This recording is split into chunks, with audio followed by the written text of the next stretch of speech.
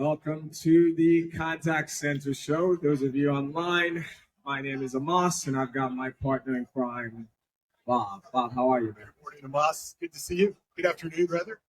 We're doing this live from Orlando, Florida at the ICMI Expo. We've got a bit of an audience in front of us. Welcome, everyone. Welcome to the show. If you are not subscribing to our show, this is the #1 podcast. All we talk about is contact centers. It's called the Contact Center Show, available wherever you get the podcast. And Joe Rogan. Just a little bit of it.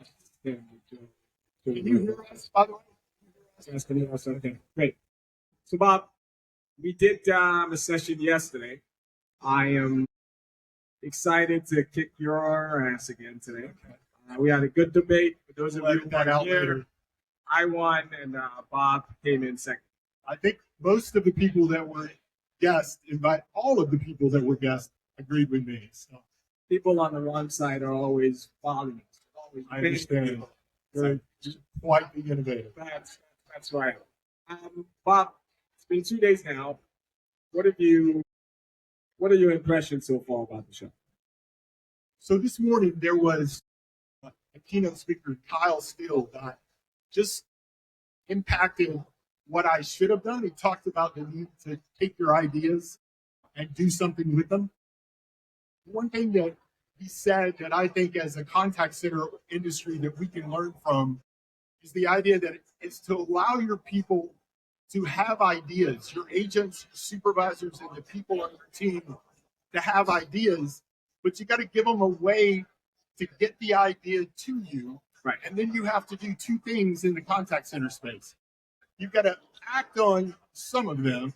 Some of them are not possible. Right. But for the ones that are not possible, you've got to explain why that's not possible. So you've got to first give them a way to get the idea to you. But you've got to either act or explain what they're saying to you matters, but this may or may not be possible. I like it. I think bringing fun back to the contact center would be great. And for those of you listening online, we have a packed show today. I've got Brad Cleveland will be coming on. Brad's a legend in this business. We also have someone who's actually doing the work on a day-to-day basis. Adrienne Fischer will be on. She will talk about what she's doing in her contact centers. Exactly. So the place I want to start is we had a conversation yesterday about the agent experience. And both of us, we agree on this. We have a passion for changing the human experience in this business. You've heard my spiel about you don't give our agents enough freedom. They have to ask for permission to go to the bathroom. We have to fundamentally change this job. One thing we didn't talk about is even emotionally, there's a struggle there in the contact center. I was reading some stats about employees in general. Someone put a quote on Glassdoor, not me. And the person said, federal prisoners have more freedom than call center agents. And I cannot think about a bigger indictment than that. I wish I came up with that line. It wasn't me. As we are here today, how are you thinking about the mental issues that some of our agents are facing? There seems to be a rash of articles. If I open up my industry website, if I click on an email, if I turn on the TV, if I listen to somebody on a podcast, everyone seems to be talking about mental health as employees. Right. And I think we've been through a lot. I think the contact center, remember back to that Thursday when we announced during COVID, we've been saying in the contact centers that we've done consulting for, I'm sorry, there's no way we can do work from home. And on a Thursday morning, they announced that on Monday morning, nobody was coming to work. Yeah. We went to a contact center to do some consulting work. Right. It was an 800 position contact, and there were 30 people in the contact center. So they've been through a lot. We said, but you've got all that freedom at home. Let me tell you something new. Let's bring you back to the contact center. Oh, yeah. Let's plug you into the system. We'll tie you to this desk, and we want you to do the same job, but you can't do it at home anymore. Yeah, and I think to go into solutions, the instincts of contact center leaders is this job is hard. Let's make it a little bit easier for you. But no one is interested in fixing the job. Instead, what we want to do is let's have more pizza parties. It reminds me of that steakhouse you go into, and the first thing they say is, we've got great sauces here.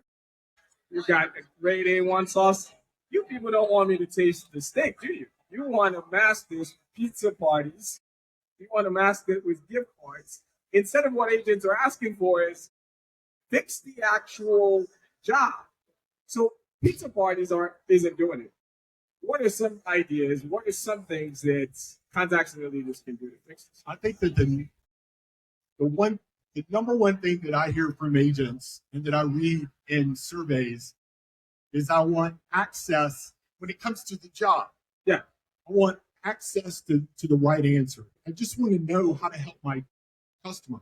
Now, if you don't give me a knowledge management that's good, if you send me a bunch of emails, I'll create my own knowledge management system with my series of folders, right? And my series of Post-it notes. Yeah. And when you walk into a contact center where that happens, all that agent is trying to do is survive. All that agent is trying to do is to say, I want to help my customers. We as contact center folks have to pay more attention to knowledge base. Yeah. And we're going to talk later this afternoon about AI, right? But that is also the catalyst for whether AI is going to work in my contact center, is how good my knowledge system is. I agree. I think the biggest hit to my ego when I was running contact centers, the year was 2005. Story time. I was working for a BPO at the time, and in the same parking lot was a McDonald's. And one day I go for lunch, and who is at McDonald's? One of my reps. Like, you mean to tell me you quit the job in air conditioning in my contact center to come work at McDonald's for less pay? And he told me then, this job is less stressful, right? Like his job, fast food, was less stressful than contact centers. Well, that contact center is still there in Oklahoma City, and it's now been however many years that is.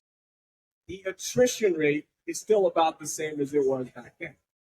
I went and I looked nationally, attrition rate is not budged. This seems to be a difficult problem that no matter what we've thrown at it, hasn't gotten better. And this is why especially when I hear you talk about the job, how AI can help the job, instead of focusing on how many reps can we eliminate, how can we use tools like AI? But it's beyond just technology though. How do we make this job different and fun and one that more and more people want to work? Well, I'm excited. Adrienne and I talked a couple of weeks ago prior, and she's going to talk a little bit today about how good their attrition is. So I'm anxious to hear from somebody in the trenches that's dealing with it.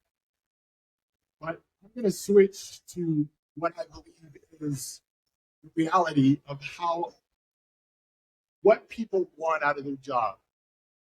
I talked about the technology. Let's talk about the relationship. We were just standing having a conversation with someone a moment ago, and we talked about this idea that what I want as an agent is to be known and to be heard. I want you to know who I am and help me get better, either as an agent or we talked yesterday with Damon about promoting throughout the call center, being in new roles and new jobs. Reminds me of a story. I was doing some consulting in Panama, the country, and we were at a contact center that was a sales contact center. This was back when they were doing a lot of inbound sales for computer systems, for laptops and home desktops. And the supervisor said to me, I want you to sit down next to Carlos. I don't understand Carlos. He's one of the best salespeople we have. He doesn't come to work consistently. He's always missing work. And as a result of that, he doesn't get a sales bonus because it's part of his overall scorecard. So I sat down next to Carlos. On his cubicle, there were pictures of model race cars. It's interesting. Typically, it's my child or my kids or my dog or something like that. So after a while, I asked Carlos, so tell me, what's up with the race cars? His whole body language changed. He went, I'm the #2 race car driver in the state, in the country of Panama. My first thought was, there's really a list? Like, there's people actually measuring who's the best race car driver for remote race cars? But he went on to tell me about how he bought the special tires and he bought the special decals and everything about racing. And he was so animated. And then he went on the phone and he was amazing as a salesperson. So I went back to his supervisor and I said, so Carlos is amazing. Like, he sold better than anybody else I sat with. And I said, so what's up with him in the race cars? She looked at me and said, what do you mean? I went, the race cars. All the pictures on his cube, race cars. She said, I don't know what you're talking about. And it occurred to me, that was the problem. She didn't know who Carlos was. She didn't understand what was important to him. She didn't understand what his value was. So how could she possibly believe that he was going to value the things that she valued, which was coming to work? Cool story. Too long of a story for the time of our podcast. That's typical for me. AI fixes this. Is this? So I checked back with her in a couple of months, and she told me that Carlos had got his bonus because she sat down with him and said, learned about the race cars. She found out it cost about $400 to build one. And she said, if you get your bonus, you can buy a new race car. So he tied his value to her value. She knew him. She recognized him. I think a lot of the mental struggles that we have at work is people don't know us. Our supervisors don't know us. I agree. Would you say technology is making this easier or harder? I feel like we have more tools now. We've got Slack, we've got Teams, we have more ways, SMS. Is technology making the job as a supervisor, getting to know 20 people easier or harder? I don't think so. I think that Slack has given us access to many, but I don't think that it's making the job easier. I think it's still about the culture that we create as leaders. By the way, we're gonna take a 2-second break because I have a bottle of water somewhere under this table and I have to have it. Well, while you're getting that, we're about to bring on our guest anyway. I think there's a friend of mine, he works for VSP, I don't know if he's here, Dan Salter. The quote he likes to give is, he says, the number one issue facing contact center agents is cognitive load. And the way he describes it is, if I'm an agent telling me to build rapport, but I've got to check multiple systems, and it just burdens my brain to the point that it's just totally burning to me. So we'll hear more from our guest and get more suggestions and answers on how to solve this. Let's bring on our first guest. We have Brad Cleveland. Brad is a legend in this industry. Brad, come on stage. Come join the show. Brad Cleveland, ladies and gentlemen. Hey, guys, glad to have you. It's really great to be here. So glad to have you. Brad, we are excited you are taking the opportunity to come on the #1 contact center show in the history of podcasts. Brad, maybe a place to start for those who don't know you. You've been around this industry for a long time. What is your 30-second? Who is Brad? I love the podcast. So dating myself was one of the first two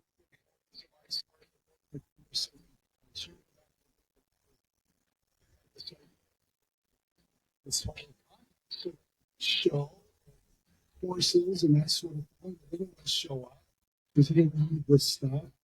And it's just to see where this industry's going. Awesome. You want to go? My turn? Yeah. When you've been around for a long time, what has surprised you this year?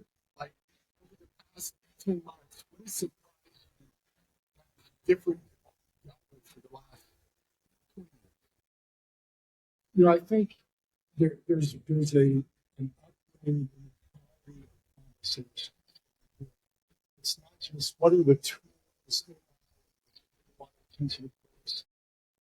Some of this, all these things are happening. So it's just what can we do in terms of help us connect with our customers, help us with the customer experience.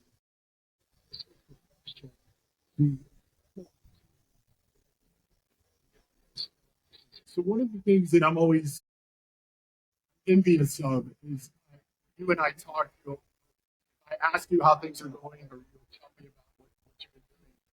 You get to talk to the CEO, folks that are you seeing a difference in their change? It's a really good question. This, I believe, from the side, building needs strategic as a consultant, speaker, buzzword, or something. Strategic minds, what are we learning we can share with the broader organization? We got the wealth. Consumers are so, we're all so overserved. Or most of them. I mean, all do. I'll fill out the ones that I'm really, really happy with. I love the ones that have 17 questions. Yeah. Those are always do all those. those are always worth the first 4 questions in the band. Right. So when we're some years in the organization, through services and processes, the C-level takes notes. That's not a research and development tool. They got the goods. So when we do our part, they're going to do their part in support. It's exciting, virtuous cycle. I love that. And let me riff on that a little bit. We've been talking about making the contact center go from a cost center to a value center to a revenue center for years. We just haven't closed the gap. We've convinced everyone in this hall, but we haven't convinced the C-suite. As I think about the next generation of leaders, what do you think is missing? What do we do to help continue to change that, to close that, to learn how to speak not just to ourselves, but to other parts of the organization so they can really flip the conversation from how can I spend less on the contact center to how can I spend more on the contact center because of all the value it's. We've got to have a mindset as leaders, new leaders with fresh perspectives. Contacts are not the end. Most customers are not the end game. Do a great job. What are we learning from it? I mean, get out of the contact center, go get to know your colleagues across the organization. Spend time in HR, spend time in marketing. Get your steel-toed boots on, spend time out in the warehouse. What's going on in those areas? That helps us put up antennas for what we can, the insight we can share with them. So this question came out of your keynote yesterday. One thing that struck me was you were talking about that we have new work coming our way, that there's a lot of new that we may or may not be ready for. Like we're thinking about how to make AI help us get better, but there's new coming. What kind of new are you talking about? Yeah. What's coming? So I, like probably a number of us, have been exploring in depth and seeing implementations around AI. Really cool set of tools. Lots of capability. Think of our existing workflow. AI is impacting every stakeholder. Every customer, every colleague, every department, every industry. It's creating new industries. It's creating new ways to do things. And once again, the contact center is going to ask us to provide the customer service and support around those issues. There is a wave of work coming our way that's unprecedented historically. And if we're thinking, well, AI can reduce the work we've got now, that is a small piece of this small puzzle. An important one. We've got to have these tools. Right. But we've got to be ready for the customer service and support issues that are tomorrow. Brad, you've been watching it for almost 20 years and you're always very positive, so I'm going to take you to a place that's what words of caution do you have as we're in the midst of this change? What are things you're like, man, we should be careful so that we don't fall into something different? That's a good question. Yeah, So one is be ready for this wave of work. We've got to ensure our senior level leadership team, everybody out for the rest of the organization, understand we've got new work that's going to come our way. New opportunity. The second thing is we don't want to get, this almost has in countries, we don't want to get caught up in bright shiny objects. It's like AI is, it's like Windex and what was it? My big wedding. I spray it on anything. My knees hurting. Yeah, right. Windex on it. Windex. That's it. So I want to make sure we're doing the necessary teaching, forecasting, scheduling, the kind of training, and above all, really building up the team and tapping into their insight. You believe that AI, like, do you believe that ChatGPT and AI is going to give us what we've been told is coming from a knowledge perspective? Like, are we going to actually have a day where an agent gets an answer? Yeah, I hope so. I believe so. Right now, I'll tell you what, so LinkedIn Learning, a whole series of courses together. It's what they want to become a certification for AI and customer service. It's an honor, yes, they have me speak the certification out. So I'm writing test questions. There's a review board, really getting deep into these different aspects of AI. But where is that? I had a contractual obligation to not use AI to help write these test questions. What I did do is what would AI do? I just give it a little bit. If you write a test question like this, what would you do? And then, 2 seconds flat, out come 5 test questions. Every 5th one was wrong. Like I say, well, it seems like option C is a good answer. You're saying A is it. And the system, you're right. Thank you for being so astute. Like, I'm getting complimented by this AI tool. Like, no, I need your help. So I hope you're right, Bob. It goes to the quality of the information we're feeding and the capability of the tool. So if we didn't answer 20% of our answers, I mean, imagine, and this is sessions we keep this morning, keynotes, the agents correct most handling time out of the lot. So we have to use these tools. The first airplane was wrecked and didn't go very far. The first bridge was stable. They got better. Got stuck somewhere. But we've got to have human oversight. you talked about yesterday putting revisions to the Spitfire. How many did you say? 24, yeah. Short period of time. It's the thing that I tell people is when it's delivered, it's the worst it should ever be. When you turn it on, your chatbot is not going to give you good answers. Yeah. It should continue to learn and continue to grow and get better. That should be the worst thing it ever is. Think of it as a super smart, super capable intern. Or talking in your culture, or providing the training and tools and all that. But we're not going to let them just release things out of the world without some oversight. Brad, I'm going to ask you a fun curveball question. What purchase under $50 has been the most impactful to your life? That's a great question. While you're thinking about it, buy your time. For me, it would be the neti pot. Neti pot. If you don't know what a neti pot is, if you have bad allergies, they put a picture of a woman on the box, just elegantly doing this. I feel like I'm waterboarding myself. I'm like drowning in this thing, but it clears all your allergy problems go away. Don't they have a version of that one now that has battery power that Costs sucks one in and out the other or something like that? costs too much money, Bob. I want the So I've got this little device that you take your phone case off, put it in, it's a little loop, and then pin it to jackets if you're out doing sports or whatever. I like to ski. I'm not great at it, but I love to ski. If you drop your phone off a chairlift, that's not going to go well. So the point out to pictures, you're not worried about dropping. Probably all at $3. It's been game changing. That's awesome.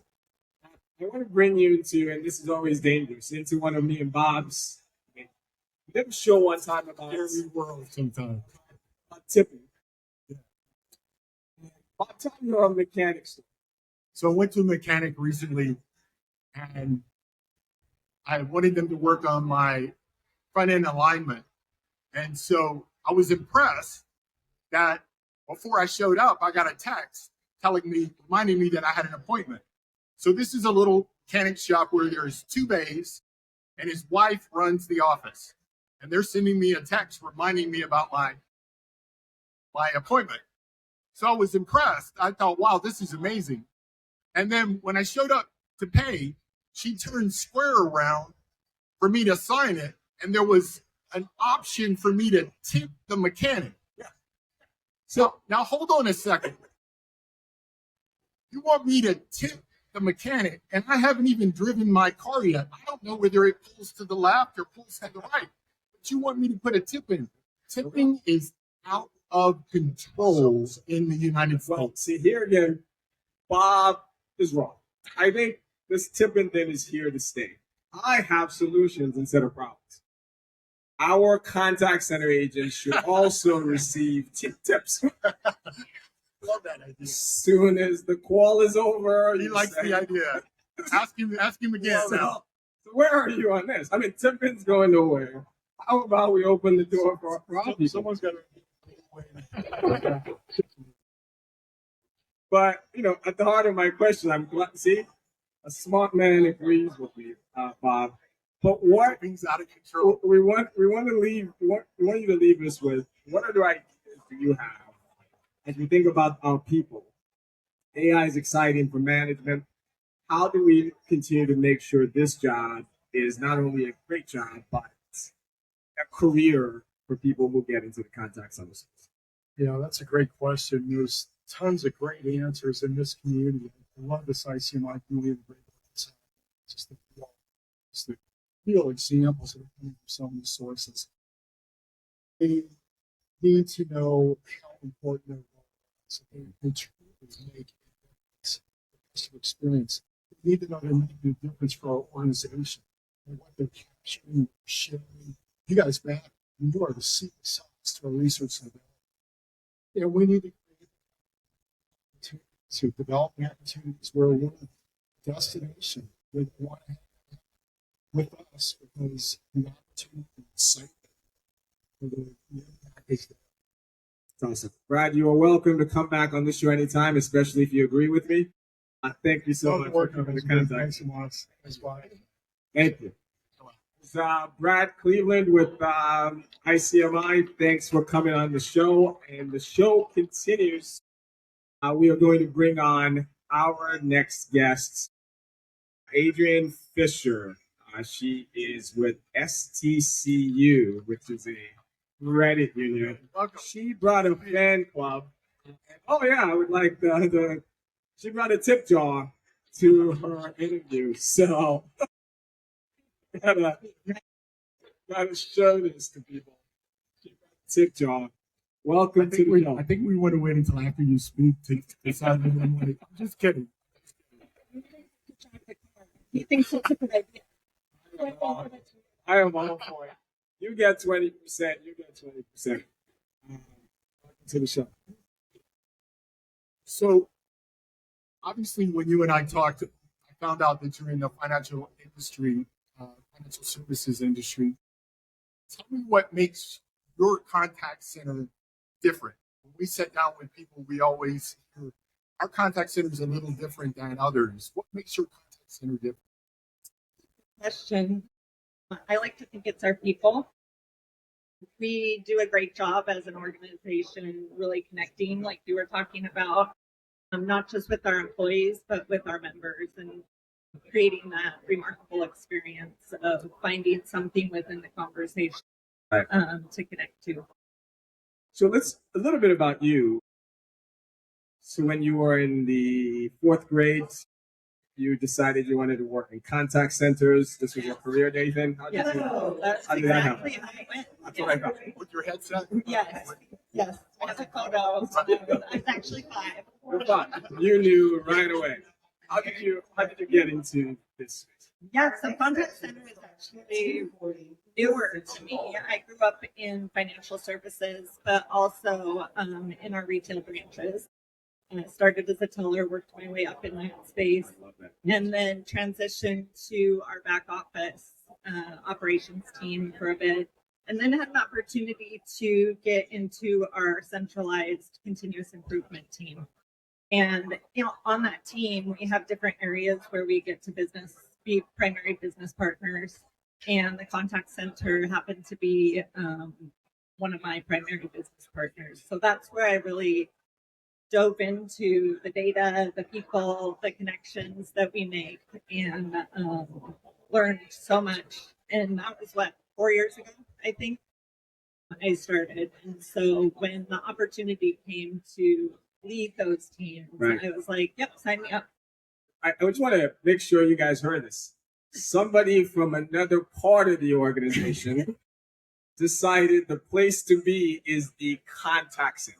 I'm glad we are recording this. Yeah. That is a testament for some of what Brad was saying, which is how I believe about this profession. I cannot think about a more important department to be than where you are. So it's good to see we're seeing usually our people go, I have graduated from this, I'm going to another department, seeing it go the other way.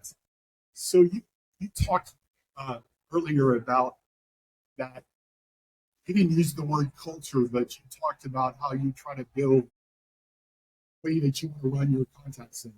Tell me a little bit about something good that's going on in your contact center organization or across customer experience that in your organization.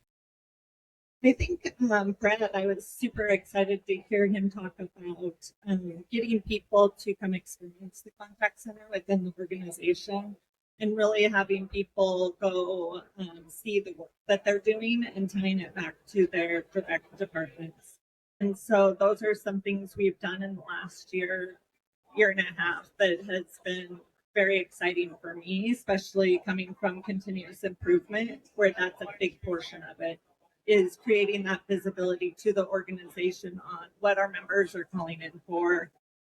Is it to acquire a product or service? Is it to inform us of struggles, obstacles, challenges they're having? Or even like, this is great. Sometimes we do get those calls too. And then, what are they transacting on? What products could we get information to our product team on? Making an easier transaction for them. So it's creating that visibility, not just to the organization of the good work that the teams are doing, but also looping that back to the employees so they can have that sense of purpose and value that they bring. You talked about a word with me concept that I'd never heard. You talked about that you have a courageous culture. I think that's so interesting. Tell me about what that means in your organization. Yeah, so super excited yesterday to see Karen Herc here actually speaking on her book, Courageous Cultures. And that's where it kind of started for us, is a bunch of us had read her book and decided to just start trying some things to get ideas from our team members, whether it's through focus group, whether it's through just having them throw things, workarounds in the team's channels, but just starting to gather those ideas and then prioritize them to see if we can get some fixes around things that are not just challenging them, but also our membership. It's awesome. And we'll get back to serious questions again, but I'll ask you the same one I asked Brad, which is what purchase under $50 has been the most impactful to your life, positively or negatively? Well, I'm sure there's plenty that I'm forgetting, but the most recent one that has been impactful both positively and negatively is I don't know if you've all seen the Amazon viral chopper. I have one I don't use. Yeah. This one's Yeah. So it's really viral. okay. It's like I gotta have that. I like cooking. I was like, this will make it so much easier. And it was impactful positively because I have never chopped potatoes so fast in my life. It was impactful negatively because I decided to try and poke a potato through with my finger and almost slice the pad of my finger. Oh, and this is Very called, impactful. this is the Amazon viral chopper. Is this what Yeah. this thing's called? If I look back, You talked a little bit about your industry. When I think about financial services, you guys are highly regulated. How do you innovate in that space? How do you encourage a culture of where you're trying things and not, hiding behind or heavily regulated? Will you consider yourself pretty innovative at your shop? Yes, I would say so. We have really good relationships with our compliance department, different fraud, financial crimes departments that we work with very closely. And it's not, we don't look at it as like, how can we get around this? It's how can we do this in the way it needs to be done to protect our membership and our organization, honestly, and still get to the most efficient and effective way. So I think it's business partnerships and just knowing who to connect with to get to yes. Yeah, so that would be your advice to those in healthcare and FinServe.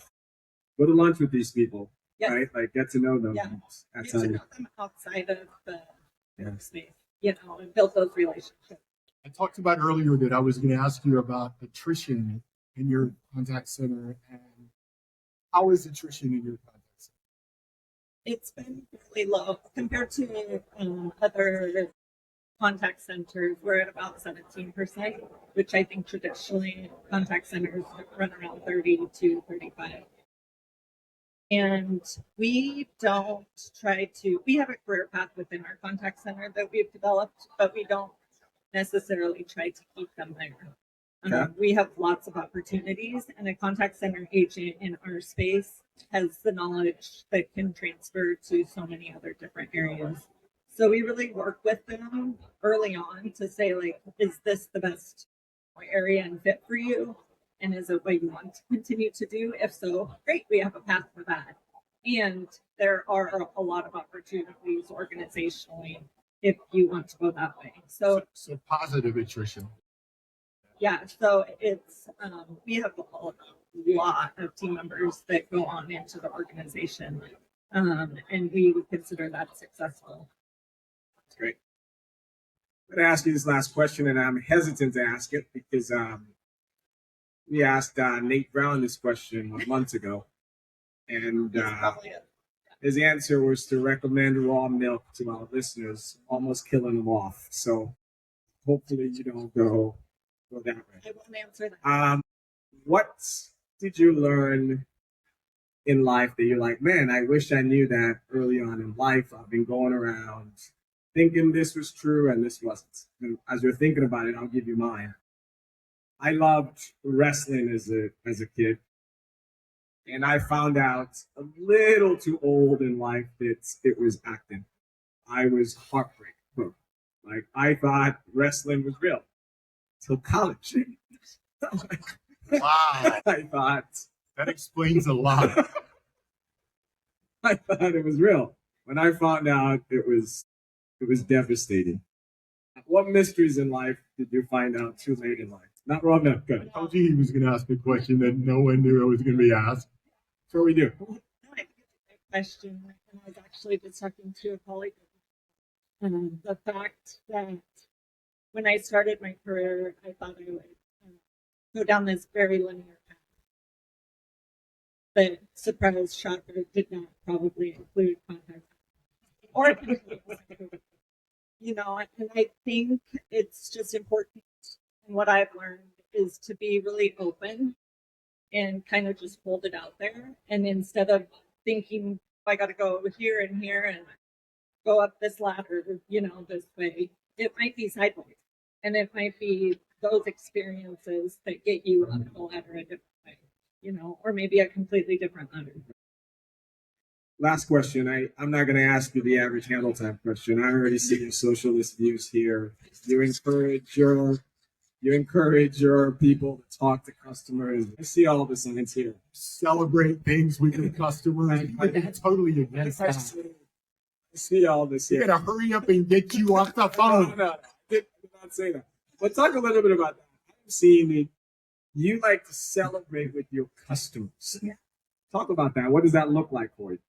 So I don't know if you've ever paid off a loan. I have. Yeah. How's that feel? It was exciting. It was Yeah. exciting for me, but the bank didn't talk to me every day. So the customer calls in and says, I'm making my last payment. Yeah. And then you guys go, woo!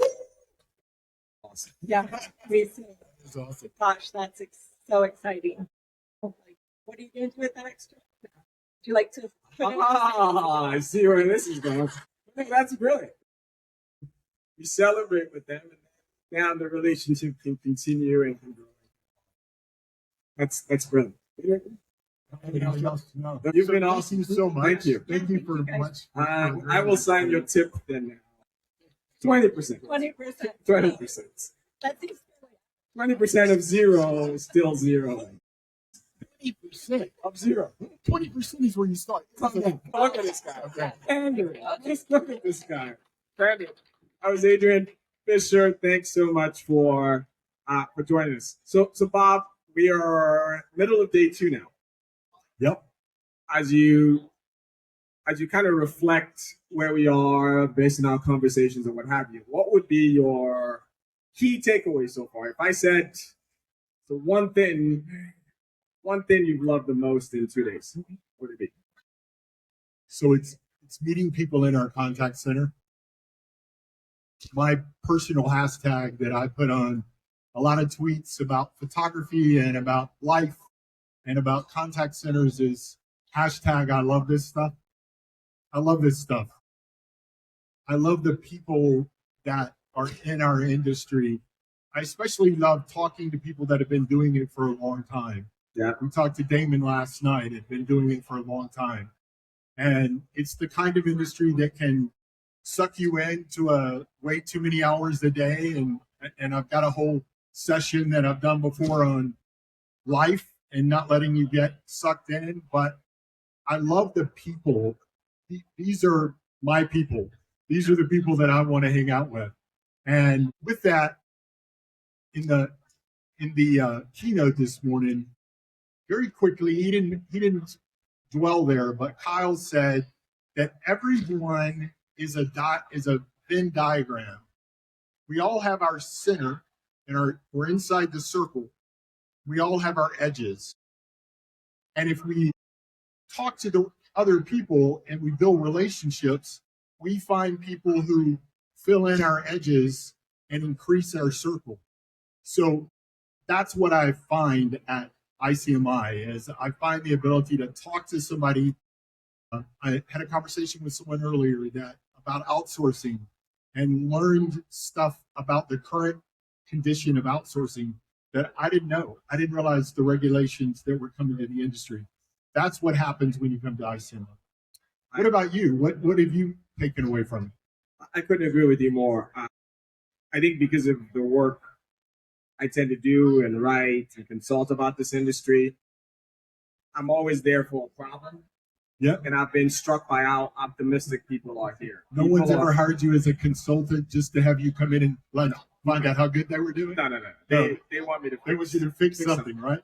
But people here are optimistic about the future. In our 3:30 show, we're going to talk to, one of the keynotes this morning, Brett Foreman, head of AI Nice. When you look in the media, when people are talking about us, it is negative. It's call centers are going out of business. It's all of this kind of deal, which will let these guys a chance to respond to. And come in here, people on the ground who are actually doing it on a daily basis are wildly optimistic. We're hearing about, Brad is flipping it into, well, yes, this is going to be more efficient, but more work is coming into the contact center because of AI, right? It's a very, very more optimistic way of looking at the future than you hear when you're outside. So that's been my takeaway. I'm leaving pretty optimistic, and we've just gotten started. Yeah, that's great. That's important. Yeah. And I feel the same also. So let's tee people up for what's to come later. We're on LinkedIn.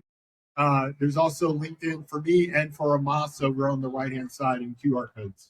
Awesome. Like, share, tell your friends. Yeah. At 3:30, we have got Brett Foreman, Head of AI from NICE. He's going to be here. And we have Michelle Corvo.